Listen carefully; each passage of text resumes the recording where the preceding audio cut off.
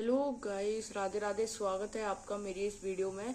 मैं आपको इस वीडियो में बताने वाली हूँ बिजनेस लॉ के सेल ऑफ गुड्स एक्ट के मोस्ट इम्पोर्टेंट सेक्शंस और मोस्ट इम्पोर्टेंट क्वेश्चन जो आपको प्रैक्टिस करने के लिए दिए जाएंगे, और ऐसे क्वेश्चंस, ऐसे सेक्शंस जो हर अटेम्प्ट में आपको देखने को रिपीटिव क्वेश्चंस या फिर रिपीटिव सेक्शन आपको देखने को मिलते हैं। तो मैंने सोचा है कि क्यों ना हम एकदम क्लियरली वाइज इम्पोर्टेंट चीज बताएं ताकि आप सबको भी क्लियर रहे और बहुत ही ज्यादा आपके लिए एग्जाम पॉइंट ऑफ व्यू के लिए बहुत ज्यादा इम्पोर्टेंट हो। लेट्स स्टार्ट करते हैं हम अपनी प्रेजेंटेशन को दिखाते हुए। तो देखो, मेरी सबसे पहले यूनिट 1 की जो मैंने सेल ऑफ गुड्स एक्ट के most important section and most important question बताए हैं। ओनली मोस्ट इंपोर्टेंट सेक्शन ही नहीं बताए, मोस्ट इंपोर्टेंट सेक्शंस के साथ साथ प्रोविजंस को एक्सप्लेन किया गया है विद केस स्टडी, और आपको 4 क्वेश्चंस आपको प्रैक्टिस करने के लिए मिलेंगे जो आपको प्रैक्टिस करने हैं, आंसर राइटिंग करनी है। और आपको मोस्ट इंपोर्टेंट सेक्शंस की जो पीडीएफ है वो आपको मेरे टेलीग्राम चैनल पर मिलेगी। टेलीग्राम चैनल कैसे ज्वाइन करें? टेलीग्राम चैनल मेरे डिस्क्रिप्शन में लिंक दी जाएगी एंड आपको यहाँ चैनल भी शो हो रहा होगा। ओके गाइस, स्टार्ट करते हैं हम अपने मोस्ट इंपोर्टेंट सेक्शंस के साथ। तो लेट्स स्टार्ट। तो हम स्टार्ट करते हैं अपनी सबसे पहली स्लाइड से। तो देखो, सीए फाउंडेशन 2026 के Sale of Goods Act business law के मोस्ट इंपोर्टेंट सेक्शन, ये जो 3 सेक्शन लिखे हुए हैं, सेक्शन 6, सेक्शन 7 और सेक्शन 10, ये तीनों ही नहीं है और भी हैं। तो देखिए, आप सेकंड स्लाइड लिखे हुए हैं कि most important section Sale of Goods Act के, वो भी यूनिट 1 के। मोस्ट इंपोर्टेंट सेक्शन कौन कौन से हैं? तो देखिए, आपको दिख रहा होगा सेक्शन 7, सेक्शन 8, सेक्शन 9, सेक्शन 10 और सेक्शन 4 का सबसेक्शन 2 एंड सेक्शन 4 का सबसेक्शन 3। अब देखो गाइस, ये बात सुनो, हम ओनली इस वीडियो को इम्पोर्टेंट सेक्शन बताने के लिए ही नहीं बना रहे हैं। अगर ये बनानी होती तो हम इसको एक शॉर्ट में कवर कर सकते थे, लेकिन हम इम्पोर्टेंट सेक्शन के बताने के साथ साथ उस सेक्शन को एकदम डिटेल में एक्सप्लेन करेंगे विद केस स्टडी, एंड आपको क्वेश्चन को भी प्रैक्टिस करने के लिए हम जरूर देंगे। तो देखिए, सबसे पहले हम स्टार्ट करते हैं सेक्शन 7। देखो, सेक्शन 7 क्या होता है? सेक्शन 7 की हेडिंग आपको दिख रही होगी, goods perishing before making of contract. देखो, गुड्स पेरिश हो जाते हैं कॉन्ट्रैक्ट से पहले। देखो, अगर स्पेसिफिक गुड्स कॉन्ट्रैक्ट से पहले ही बिना सेलर के नॉलेज के डिस्ट्रॉय हो जाते हैं तो वो कॉन्ट्रैक्ट वॉइड हो जाता है। स्पेसिफिक गुड्स कौन से होते हैं? जो आइडेंटिफाई एंड अग्री करते हो आप at the time of the contract पर, तो उसको बोलते हैं स्पेसिफिक गुड्स। जैसे एक एग्जाम्पल देखो, रोहन ने मोहन के साथ अग्रीमेंट किया कि वो एक कार खरीदेगा 5 लाख रुपए की, ठीक है, लेकिन कॉन्ट्रैक्ट करने से पहले कार वो एक्सीडेंट में डिस्ट्रॉय हो चुकी थी, लेकिन ये बात सेलर को नहीं पता थी। तो क्या ये कॉन्ट्रैक्ट वैलिड होगा? Is this contract valid? Comment में बताओ यस या नो, वीडियो को पॉज करके। इसका आंसर है कॉन्ट्रैक्ट वैलिड नहीं होगा। बिकॉज क्यों नहीं होगा? क्योंकि अगर स्पेसिफिक गुड्स कॉन्ट्रैक्ट से पहले ही बिना सेलर के नॉलेज के डिस्ट्रॉय हो जाता है तो वो कॉन्ट्रैक्ट वॉइड हो जाता है, ठीक है। अब आते हैं हम सेक्शन 8। सेक्शन 8 क्या होता है? सेक्शन 8 की हेडिंग है goods perishing after agreement to sale. देखो, आप एक डिफरेंस समझो, सेल क्या होता है, अग्रीमेंट टू सेल क्या होता है। अगर गुड्स की ओनरशिप अगर आपको इमीडिएटली ट्रांसफर हो रही है तो उसको बोलते हैं सेल। अगर आपको गुड्स की ownership at the future date पर ट्रांसफर हो रही है उसको बोलते हैं agreement to sale. Sale SELL और सेल SALE, ठीक है। इस बात का हमेशा याद रखना। तो देखो, ये क्या होता है, अगर स्पेसिफिक गुड्स, अभी मैंने बताया स्पेसिफिक गुड्स क्या होते हैं, अग्रीमेंट टू सेल के बाद, लेकिन सेल कंप्लीट होने से पहले बायर या सेलर की गलती से पेरिश हो जाए तो अग्रीमेंट वॉइड हो जाता है। जैसे एग्जाम्पल देखो, एग्जाम्पल है कि अनीता ने सुनील से एक स्पेसिफिक पेंटिंग खरीदी, ठीक है, वो भी 2 लाख रुपए की। डिलीवरी थी कि वो 10 दिन बाद उस पेंटिंग को डिलीवर कर देगा, लेकिन डिलीवरी से पहले वो पेंटिंग फ्लड में डिस्ट्रॉय हो गई। किसी भी पार्टी का फॉल्ट नहीं था, किसी भी पार्टी का फॉल्ट नहीं था। तो does the buyer have to make the payment? What do you think? Comment में बताओ वीडियो को पॉज करके। इसका आंसर है no. Is this contract valid? No, because क्योंकि without any fault of the seller and buyer the goods have become perished or damaged, the contract will be void. Okay, अब आते हैं हम section 9 पर। Section 9 की heading है ascertainment of price. देखो, ascertainment of price क्या है? अगर गुड्स की प्राइस कॉन्ट्रैक्ट में एक्सप्रेसली फिक्स्ड हो, मतलब बताई हो कि हम इतने प्राइस पर खरीदेंगे, या फिर अग्रीमेंट के अकॉर्डिंग डिसाइड भी हो सकती है, या कोर्स ऑफ डीलिंग से डिटरमाइन भी हो सकती है। अगर प्राइस डिसाइड नहीं हो पाती तो बायर रीजनेबल प्राइस पे करता है। रीजनेबल प्राइस क्या होती है? A fair and just price based on the market value. देखो गाइस, ये जो 3 पॉइंट जो मैंने बताए ये कीवर्ड्स हैं जिसको आप पेपर में लिखोगे। सबसे पहला है expressly fixed in the contract, second है अग्रीमेंट के अकॉर्डिंग डिसाइड भी हो सकती है, थर्ड है कोर्स ऑफ डीलिंग से डिटरमाइन भी हो सकती है। अगर प्राइस डिसाइड नहीं है तो क्या होगा? बायर रीजनेबल प्राइस करेगा, पे करेगा। रीजनेबल प्राइस क्या होती है? जो मार्केट में जो प्राइस चल रही है वो पे करेगा। अब हम आते हैं एग्जाम्पल पे। जैसे देखो, राहुल ने नेहा से गुड्स खरीदने का कॉन्ट्रैक्ट किया।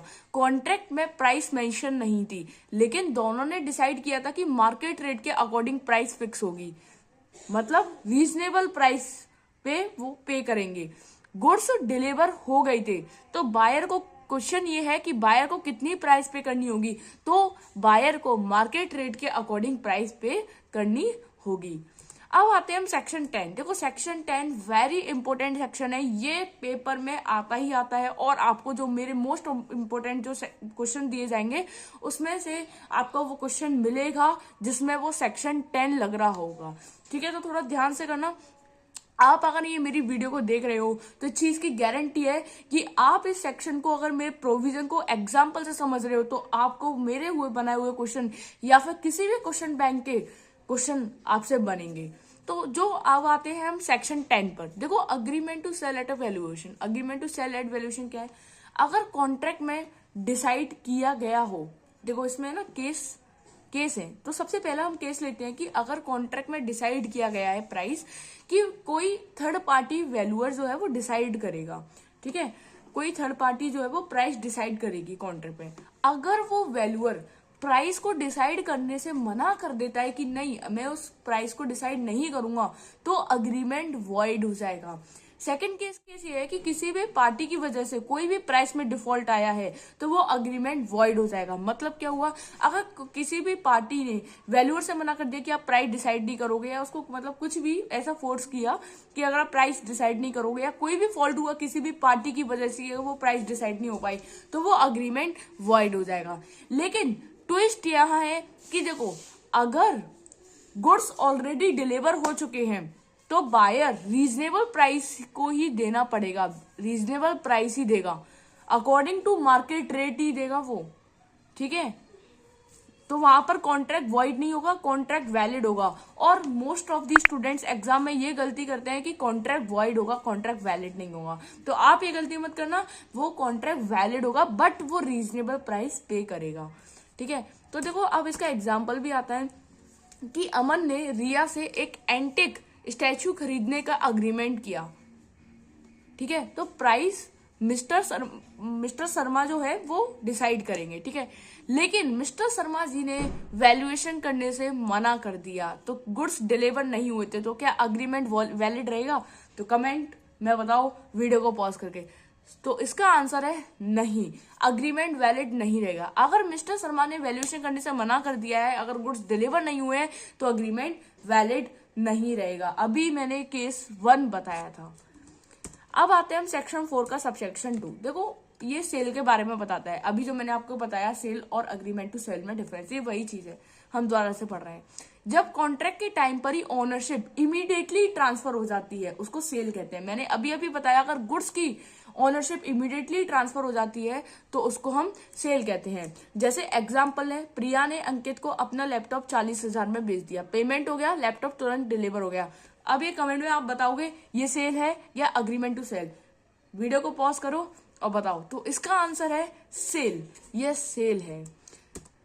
फिर आता है अगला सेक्शन 4 का सबसेक्शन 3। देखो 4 का सबसेक्शन 3 क्या है? जब ओनरशिप, किसी भी गुड्स की ownership at the future date पर हो रही है, उसको बोलते हैं अग्रीमेंट टू सेल। जैसे इसका एक एग्जांपल है, मैं तुम्हें अपनी कार 1 अप्रैल को 3 लाख में बेचूंगा, कार का ट्रांसफर फ्यूचर डेट पर होगा।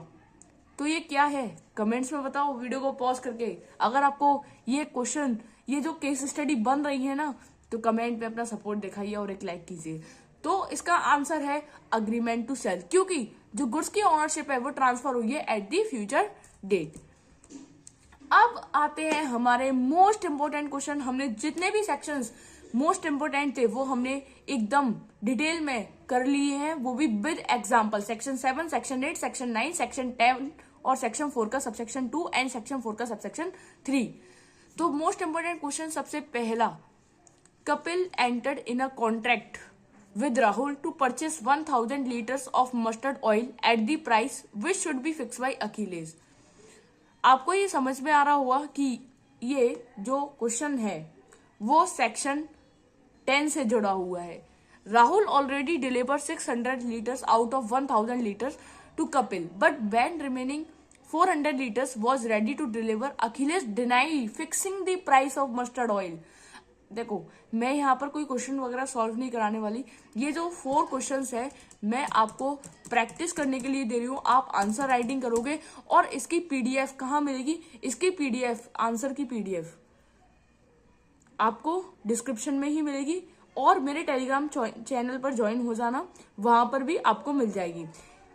ये जो क्वेश्चन की पीडीएफ और ये जो सारे सेक्शंस की पीडीएफ कहाँ मिलेगी? मेरे टेलीग्राम चैनल पर मैंने ऑलरेडी पहले से ही डाल दी है, आप वहां से देख सकते हो, ठीक है। और क्वेश्चन के आंसर जो है वो आपको कल मेरे यूट्यूब चैनल की वीडियोस में डिटेल में बताए जाएंगे, ठीक है। तो ये मैं आपको 4 क्वेश्चन दिखा दे रही हूँ, ये मतलब 4 क्वेश्चन है, आपको आंसर राइटिंग करनी है। और फिर थैंक यू गाइज। अगर आपको मेरी वीडियो अच्छी लगी हो तो एक लाइक एंड सब्सक्राइब जरूर करना। और आपकी यूनिट 1 कंप्लीट हो चुकी है, वो भी मोस्ट इंपोर्टेंट सेक्शंस के साथ एंड मोस्ट इंपोर्टेंट क्वेश्चंस के साथ। तो आप लाइक करना और सब्सक्राइब करना मत भूलना। अगर आपको ऐसी वीडियो नेक्स्ट चैप्टर की चाहिए तो आप कमेंट में लिखना नेक्स्ट चैप्टर मतलब अभी यूनिट 2 करेंगे हम सेल ऑफ गुड्स एक्ट की, फिर यूनिट 3, फिर यूनिट 4। जब ये चारों यूनिट हो जाएंगी तो फिर हम सेल ऑफ गुड्स एक्ट के कंबाइंड क्वेश्चन लेके आएंगे जो मोस्ट इंपोर्टेंट होंगे और जो हर अटेम्प्ट में रिपीट होते हैं। तो thank you so much guys. अगर आपको मेरी वीडियो अच्छी लगी हो तो एक लाइक एंड सब्सक्राइब जरूर करना।